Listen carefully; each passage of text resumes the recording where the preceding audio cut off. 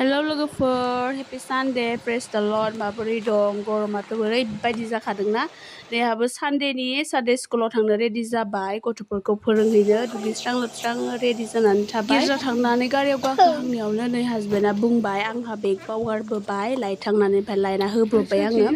ओमफ्राय गरमा ओरैबायदि जाखादों आरो नोंथांमोनाथ' माबायदि थानो हादों आंथ' ओरैबायदि थानो हाया मोनलायलायदों आरो ओमफ्राय गिर्जायालाय बारा गोजान नङा गरमनि थाखायनो गारियाव थांनो गोनां जादों आरो ससेबाबो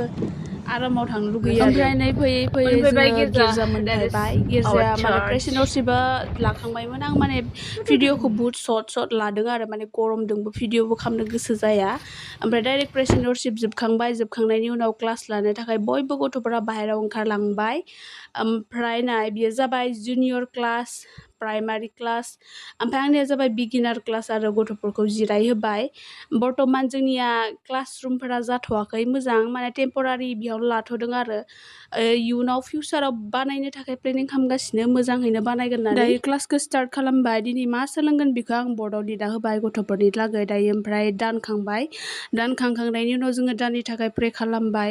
प्रे खालामखांनायनि उनाव एसे एक्सप्लेन खालामफिनबाय बिनि उनाव क्लासखौ एसे थाबैनो फोजोबनायसै ओमफ्राय गावबा गाव गिर्जायाव थांफिननायसै गिर्जायाव आयदा एसे बुंनानै फोजोबनायसै आरो